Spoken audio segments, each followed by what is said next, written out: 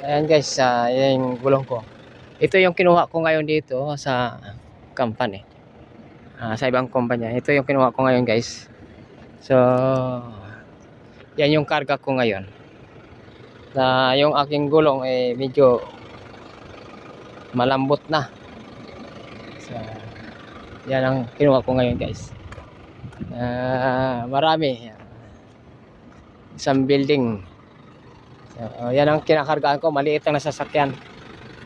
So guys, huwag nyo kalimutan i-like at support yung ating YouTube channel sa Dikatambay. Maraming salamat sa inyong lahat. Ito yung aking trabaho.